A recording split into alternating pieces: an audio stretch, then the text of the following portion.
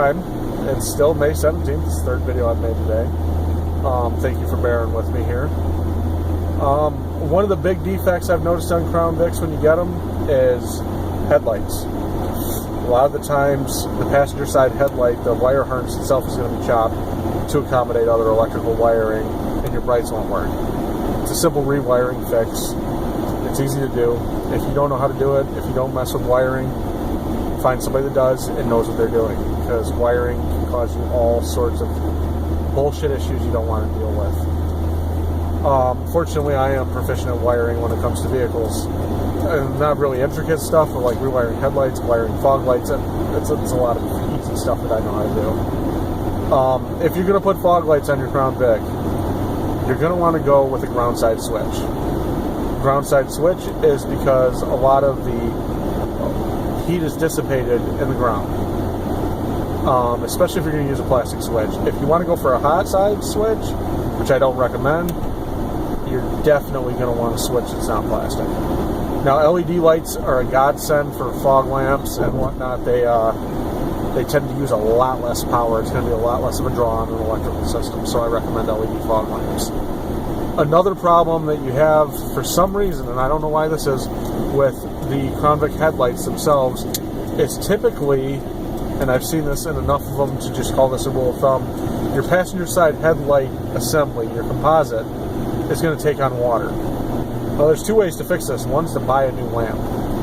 The other way is to take the headlight out itself, remove the bulbs, take the composite into your house, drill 3 small holes. I did mine with a drywall screw, and take a hairdryer and blow out the moisture out of the headlamp. It'll look brand new. Another really cool way to do it, and I'm sure you've heard this, is cleaning them up with toothpaste. It works. I did it with my spotlight over here. Cleaned it right up. Tires. Now, you buy a CrownVic from the police department, you're going to have to expect that the tires are fucked. That's just, that's what I noticed with my car.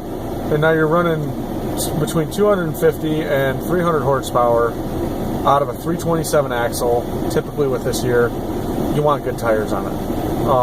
You're going to have 4-way discs on a 2009, came standard. You're definitely going to want good tires for that. It's that simple. That's any car. 90% of the time, if you see a car in a ditch, you're dealing with some jackass that neglected his tires. Another thing you're going to want to watch for with the CrownVic when you test drive it, 327 has a really, really soft shift when it comes to going into third gear. You're going to shift into first gear roughly about between 7 and 12 miles an hour. That's the shift from first to second gear. Second gear is going to shift at 25. That's low. It's going to shift at 25 miles an hour. And you're going to go into fourth gear roughly around 40 miles an hour, between 35 and 40. And that's basically your power gear. That's where you're going to get all your power from. Now, these cars do have an overdrive override. And their shift points are obviously based on the shift strategy the vehicle creates, depending on how hard you're putting your foot into it. I've seen it shift at right around 5,700 RPMs from first to second. Then it shifts at about 6,000 RPMs from second to third, and then another 5,700 shift point, and that's what they call WOT, or wide open throttle. I wouldn't wide open throttle it too much with the overdrive overridden. Really messing with that button if you want your car to last is not something you want to do. I know that a lot of people will tell you, oh, your overdrive's your highway gear. Well, yeah, that's 1970s thinking, because that's what it was. The overdrive has been redesigned and redone so many times on these vehicles that you really just, I'd leave the button alone. Unless you're trying to go fast and trying to show your friends up for acceleration, shut the overdrive down, and then I would shift very smoothly at a steady speed. I'd turn the overdrive back on once you got to fourth gear. Another thing about these cars, nobody out there has a 5.4 liter in their CrownVic unless they swapped it out. These cars come standard, even the police package, with a 4.6 liter V8. Some of the older ones, I'd say before 2000, came with a 5.0 liter. As they were discontinued, they switch it to the 4.6 liter. Now here's the interesting thing about the 4.6. The 4.6, the way it's cammed, the way the crank is set up, will put out more horsepower than a 5.0 liter engine.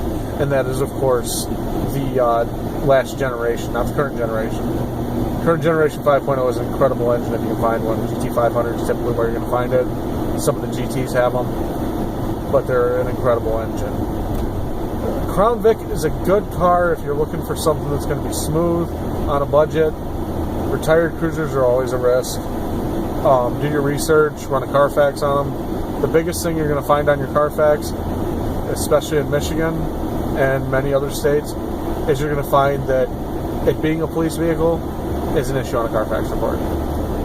I treat my car nice. The officer that drove this on a steady basis before me treated it nice. Not always the case. Most of the time they drive them like they stole them, because a lot of cops share cars. Now, I've seen this with cabs too. I've had some people that had exclusive cabs that were only driven by them. You typically get into the car, if it's only driven by you, your floorboard's going to be clean, your dash is going to be clean, you're going to run an air freshener in it, you're going to change your oil when you need to, just like you would take care of your own car. When you get officers that are switching out, they're going to get in the vehicle, there's going to be garbage in it, there's going to be something the guy missed cleaning. The cops are human just like us.